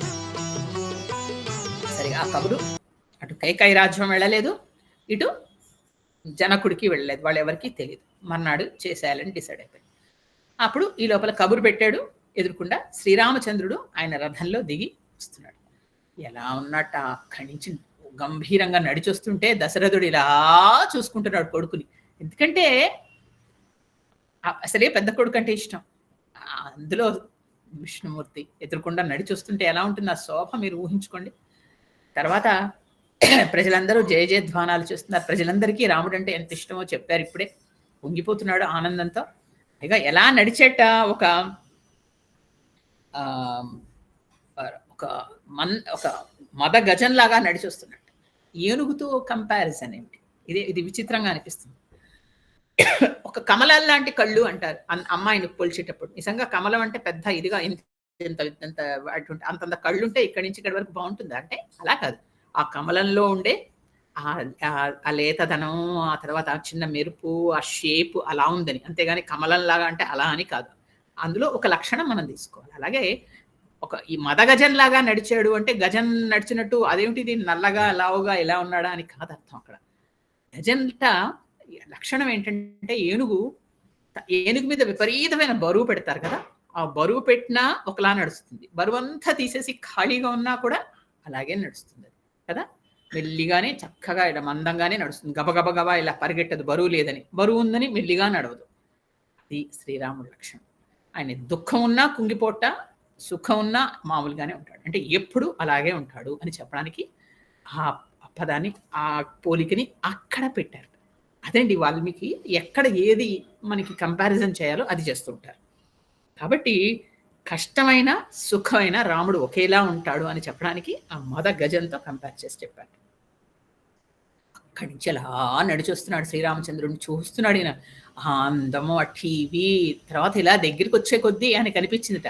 ఇదేంటిది, అద్దంలో నన్ను నేను చూసుకున్నట్టుగా ఉంది నా కొడుకుని చూసుకుంటే అని. తండ్రికిట కొడుకు ఒక స్టేజ్ వచ్చిన తర్వాత, ఒక వయసు వచ్చిన తర్వాత కొడుకుని చూస్తే అలాగే ఉంటుందిట. ఎందుకంటే అచ్చున అలాగే ఉన్నాడే, ఈ వయసులో నేను ఇలాగే ఉండేవాడిని, ఇదే పోలికల్లో ఇంత ఉత్సాహంగా ఇంత చక్కగానూ ఉండేవాడిని అని తనని తను చూసుకున్నట్టుగా అనుకున్నట్టు. అనుకుని దగ్గరికి వచ్చాడు. ఈ లోపల వచ్చి తండ్రికి పాదాభివందనం చేశాడు రాముడు. అవన్నీ ధర్మాలు చేసి వెంటనే ఏం చెప్పాడు, తన ప్రవర చెప్పాడు. రామవర్మో అభ్యవాదే అని తన ప్రవరంతా చెప్పాడు. అంటే తన గోత్రం అది చెప్పాలి కదా, పెద్దవాళ్ళకి నమస్కారం చేసినప్పుడు ఆ విధంగా చెప్పి నమస్కారం చేసేసరికి వెంటనే కౌగులించుకుని తన పక్కన ఉన్న పెద్ద ఉన్నత సింహాసనం మీద కూర్చోపెట్టి శ్రీరామచంద్రమూర్తికి, నాయన ఇలా నేను రేపు నీకు యువరాజ పట్టాభిషేకం చేద్దాం అనుకుంటున్నాను, వీళ్ళందరూ ప్రజల అభిప్రాయం తీసుకున్నాను, అందరూ ఒప్పుకున్నారు కాబట్టి అందుకని నీకు చెప్పడానికి పిలిచాను అని నీకు 2-3 మాటలు చెప్పాలి అంటే వెంటనే శ్రీరామచంద్రమూర్తి వినయంగా ఏం చెప్తారని వంగాడు. ఇది చూడండి. ఇంకొకటి ఏంటంటే, నీకు రేపు రాజ్యం ఇస్తాను అంటే రాముడు ఇలా పొంగి బాగుంది ఐ గాట్ ఇట్ అన్నట్టు హ్యాపీగా లేడు. బాగుంది, అందరికీ వెళ్ళి నా వాళ్ళకి చెప్పాలి, మా ఆవిడికి చెప్పాలి, ఆ హుషారులో అంత సంతోషం ఏమీ లేదు, మామూలుగానే ఉన్నాడు. అంటే సుఖమైన దుఃఖమైన, అందుకే ఇప్పుడే కదా ఏనుగుతో కంపేర్ చేసి చెప్పారు, అలాగే ఉన్నాడు ఆయన. ఆ స్థిరత్వం, ఆ ధర్మనిష్ట, ఆ స్థిరత్వం అలాగే ఉంటాడు. ఆయన కదలడు, చెక్కు చెదరడు, దుఃఖం వచ్చినా కుంగిపోడు, సుఖం వచ్చినా అది సంతోషించడు, అలాగే ఉంటాడు. అలాగా ఆయన చెప్పాట, నాకు నా జ్యేష్ఠ భార్యకి నువ్వు పుత్రుడివి, నిన్ను ప్రజలు ఇష్టపడ్డారు, నాకు చాలా సంతోషంగా ఉంది. నీకు రేపే యువరాజ పట్టాభిషేకం. తర్వాత నీకు కొన్ని విషయాలు చెప్తాను. ఏంటంటే నువ్వు ప్రజల్ని నీ బిడ్డల్లాగా ప్రేమించు. తర్వాత పరుషంగా ఎప్పుడు ఎవరితో మాట్లాడొద్దు. ఎలాంటి వ్యసనాలు పెట్టుకోవద్దు. తర్వాత అందరిని మంత్రులు చాలా మంచివాళ్ళు, వాళ్ళ సలహాలు తీసుకుంటూ ఉండు. తర్వాత మనకు మంచి మంచి గూఢచారులు ఉన్నారు, అనేక వార్తలు చెప్తూ ఉంటారు, వాళ్ళని చక్కగా వాళ్ళు చెప్పింది వింటూ ఉండు. నీ తర్వాత నీ ధనాగారం, తర్వాత ధాన్యాగారం ఇప్పుడు నిండుగా ఉండేలా చూసుకో, ప్రజలకు అవసరాలు తీర్చు. ఇలాంటి మంచి మాటలన్నీ చెప్పాడు. చెప్పి మనోనిగ్రహం ఉంచుకో. రాముడికి లేవా ఇవన్నీ ఉన్నాయి, కానీ తండ్రిగా ఒక యువరాజుగా రాజుగా ఏం చెప్పాలో ఇవన్నీ చెప్పాడు. ఆయన చెప్పేసరికి రాముడు తలంచుకొని అన్ని వింటున్నాడు. ఈ లోపల రాముడికి కొంతమంది స్నేహితులు ఉన్నారు ఆ ప్రజల్లో అక్కడ ఇక్కడ. వీళ్ళందరూ వెంటనే విన్నారు. వినేసరికి ఎంత మంచి సంతోషమైన వార్త కదా. వాళ్ళందరూ నేను చెప్తాను అమ్మకి, ఫస్ట్ నేను చెప్పాలి అని పరిగెట్టుకుంటూ కౌసల్య దగ్గరికి వెళ్ళిపోయారు. వెళ్ళి అమ్మ అమ్మ అంటే స్నేహితుల తల్లిని కూడా అమ్మ అంటాం కదా, అమ్మ శ్రీరామచంద్రుడిని రాజు చేయబోతున్నారు అని చెప్పారు. అంటే రాముడి కంటే ముందర వీళ్ళే చెప్పాలి, అలా మనకు ఉంటుంది కదా. వెంటనే కౌసల్య చాలా సంతోషించి అనేక దాన ధర్మాలు చేసిన పక్కనే ఉన్న బ్రాహ్మణ వాళ్ళకి అన్ని చేసి వాళ్ళందరికీ చక్కగా అన్ని ఇస్తుంది. ఇస్తూ ఉంటే ఈ లోపల రాముడికి వెంటనే వెళ్ళి ఏంటి నీ రాముడు అక్కడ సెలవు తీసుకొని అక్కడి నుంచి వెనక్కి వెళ్ళాడు. ఇక్కడ వెళ్ళి అందరికీ కౌసల్య మొట్టమొదట ఆయన వెళ్ళింది కౌసల్య మందిరానికి వెళ్ళాడు. అంటే తల్లి దగ్గరికి వెళ్ళాడు. తల్లి ఆశీర్వచనం తీసుకునేసరికి తల్లి సంతోషించి, నాయన నువ్వు ఎంత నీ వల్ల ఎంత మంచి చక్కటి శుభవార్త విన్నాను నేను ఈరోజు, నేను నా జీవితం తరించిందిరా, నువ్వు చక్కగా రాజు అవ్వబోతున్నావు, ఎంత మంచివాడివి అని చెప్తుంటే ఈ లోపల అక్కడికి సీతాదేవి వచ్చింది. అంటే ఆవిడ కూడా కబురు పెట్టారు, ఆవిడకి కూడా అక్కడే వార్త చెప్పారు. ఆవిడ కూడా సంతోషించింది, భర్త ఇలాగా ఆయన రాజు అవుతున్నాడు. వెంటనే వాళ్ళిద్దరిని కూర్చోబెట్టి సీతాదేవి కౌసల్యాదేవి దీవించి వాళ్ళిద్దరికి చెప్పవలసిన 4 మంచి మాటలు చెప్పి పంపించింది. వెంటనే ఆయన అక్కడ మాట్లాడుతూ ఉంటే దశరథుడు ఈ సభ చాలించి తన మందిరంలోకి వెళ్ళాడు. మందిరం అంటే పక్కనే ఉన్న తన మందిరంలోకి వెళ్ళాడు. వెళ్ళి మళ్ళా సుమంత్రుడిని పిలిచి నువ్వు మళ్ళా ఒకసారి శ్రీరాముడిని తీసుకుంటారా అని చెప్పాడు. సుమంత్రుడు అన్నాడు, ఇప్పుడే కదా వచ్చి వెళ్ళాడంటే, నేను చెప్తున్నాను కదా వెళ్ళి తీసుకురాపో. మళ్ళా సుమంత్రుడు రథం వేసుకుని కౌసల్య మందిరానికి వెళ్ళాడు. ఇంకా అక్కడే ఉన్నాడు తల్లి దగ్గరే రాముడు. వచ్చి సుమంత్రుడికి ఒక్కడికే ఆ అంతఃపురంలోకి అలా ఉన్నట్టుండి మధ్యలోకి వెళ్ళగలడు. ఆయనకు ఒక్కడికే ఆ స్వతంత్రం ఉంది. వెంటనే రాముడు అడిగట్టే, ఇప్పుడే కదా నాన్నగారి దగ్గరికి వెళ్ళొచ్చాను, ఏమైంది అని గాబరపడ్డాడు రాముడు. ఏమైంది మళ్ళా నాన్నగారు పిలిచారు అంటే, నాకు తెలియదు, రాముడు శ్రీరామచంద్రుడిని తీసుకురామని చెప్పారు, అందుకని తీసుకురావడానికి వచ్చాను. మరి నువ్వు రావాలా వద్దా అనేది నువ్వు ఆలోచించుకో అని చెప్పాట సుమంత్రుడు. వెంటనే రాముడు ఒక్క క్షణం కూడా ఆలోచించకుండా, పద నాన్నగారు ఎందుకు పిలిచారో వస్తాను అని మళ్ళీ వచ్చాడు. ఇప్పటికీ ఆయన దశరథుడు తన మందిరంలో ఉన్నాడు. అంటే తన లోపల ఉన్న తనొక్కడే ఉన్నాడు. అక్కడికి మళ్ళా రాముడు వెళ్ళి మళ్ళా తండ్రి పక్కన కూర్చున్నాడు నమస్కారం చేసి. అప్పుడు చెప్పడం మొదలెట్టాడు. మళ్ళా ఏంటి చెప్తున్నాడు, ఆయన మాటల్లో తత్తరపాటు కనిపిస్తోంది దశరథుడికి. గబగబ చెప్పేస్తున్నాడు అన్ని. ఏంటంటే, నేను పెద్దవాడిని అయిపోయాను, అన్ని భోగాలన్నీ అనుభవించాను, నాకు ఇన్ని సంవత్సరాలు రాజ్యాన్ని పరిపాలించాను, నాకేమో ప్రజలు కూడా మళ్ళా చెప్పిందే చెప్తున్నాడు, ప్రజలు నిన్ను రాజుగా సమ్మతించారు. ఇంకోటి ఏంటంటే, ఎందుకు ఇంత హడావుడి చేస్తున్నానంటే, నాకు అనేక దుస్వప్నాలు వస్తున్నాయి, నాకు గ్రహ స్థితి బాగోలేదు, నా జాతకం ప్రకారం ఏదో ఆపద ఉందని జ్యోతిష్కులు చెప్తున్నారు, కాబట్టి తెలీదు ఏమవుతుందో, అందుకని నీకు రేపటికి రేపే నేను చేస్తున్నాను. భరతుడు చూడండి, మాట జాగ్రత్తగా వినండి, భరతుడు దూరదేశంలో ఉన్నాడు, అందుకని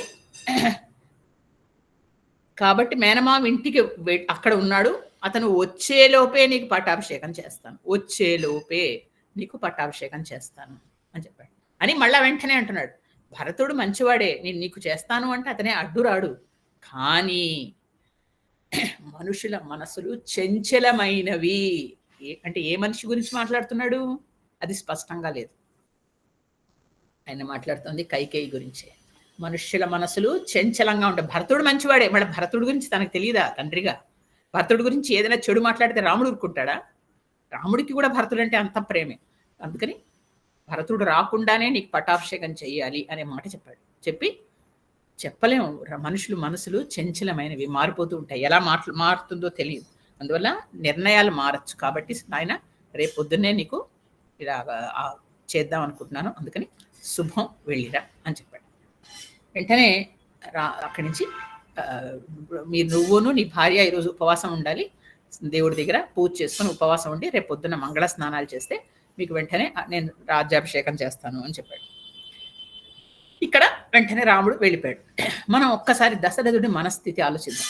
ఆయనకి ఏంటంటే ఈయన పట్టాభిషేకం చేయాలి. ఇది ఎందుకంటే అందరూ ప్రజలు ఒప్పుకున్నారు, ఈయన ధర్మాత్ముడు, ఆయన రాజుగా ఉంటే ప్రజలు సుఖపడతారు. అంటే కంపేర్ టు భరతుడితో కంపేర్ చేసుకొని చెప్పాడు. ఈయనకున్న సామర్థ్యం భరతుడికి లేదు. భరతుడి కంటే ఈయన ఎన్నో రెట్లు బలవంతుడు, అన్ని విధాలుగా తెలుసు ఆయనకి. అందుకని ఆయన్ని రాజు చేయాలి. ఇది ధర్మం. కానీ అక్కడ వాగ్దానం చేసింది సత్యం. ఇక్కడ సత్యానికి ధర్మానికి ఘర్షణ కదండి. సత్యం ఏంటి? వాగ్దానం చేశాడు, భరతుడినే రాజుగా చేస్తాను అని కేకయ్య రాజుకి. ఇది సత్యం. ఇది ధర్మం. ధర్మం అంటే ప్రజలకి. ఇది సత్యం ఏంటిది? తండ్రిగా కదా, ఒక తండ్రిగా ఇలా చేయడం మంచిది అంటే ఒక తండ్రిగా ఏంటంటే భరతుడికి ఇవ్వాలి నిజానికి, ఎందుకంటే వాగ్దానం చేశాడు. కానీ ఒక రాజుగా ఆలోచించాడు ఆయన.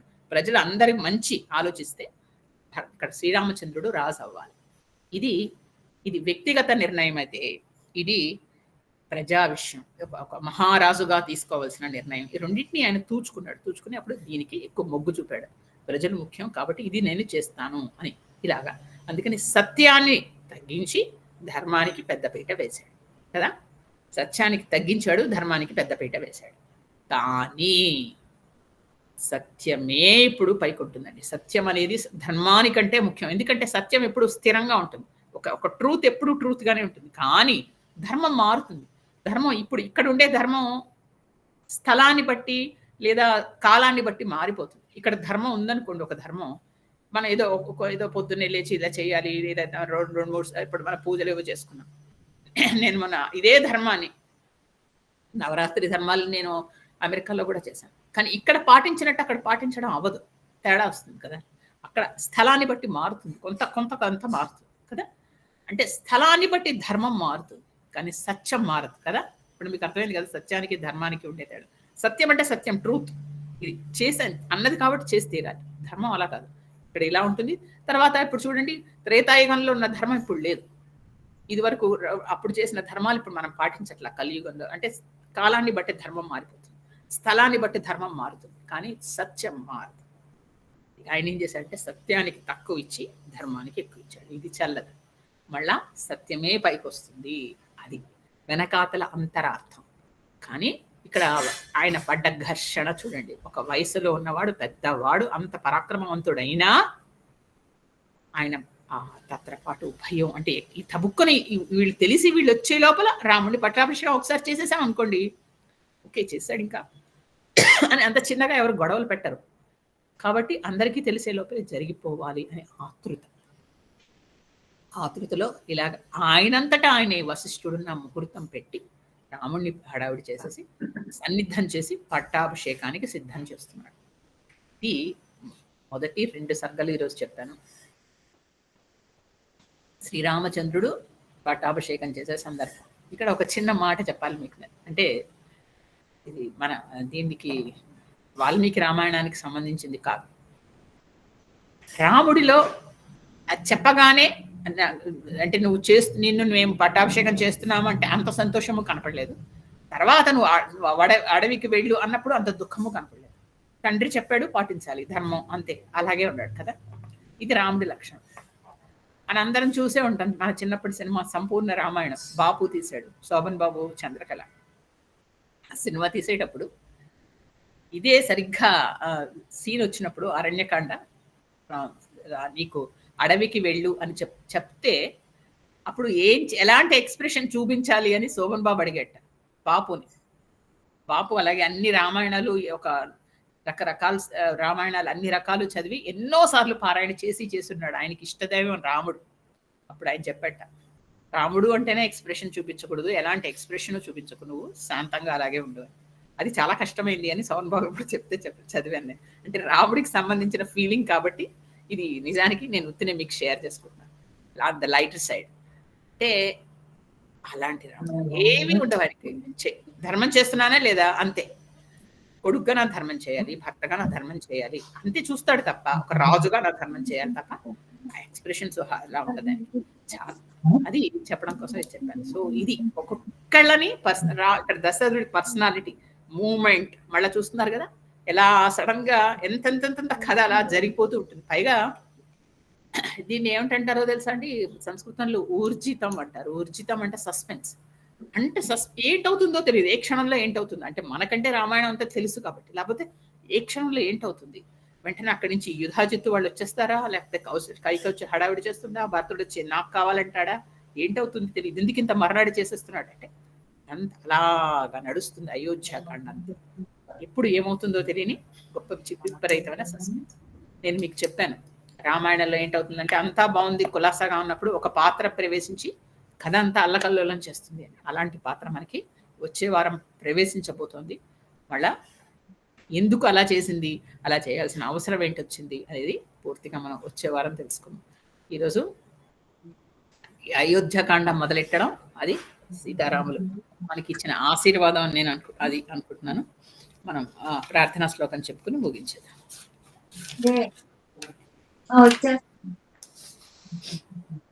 యత్ర యత్ర రఘునాథ కీర్తనం తత్ర తత్ర కృతమస్తకాంజలిం బాష్పవారి పరిపూర్ణలోచనం మారుతిం నమత రాక్షసాంతకం. శ్రీరామ జయ రామ జయ జయ రామ, శ్రీరామ జయ రామ జయ జయ రామ, శ్రీరామ జయ రామ జయ జయ రామ. స్వస్తి.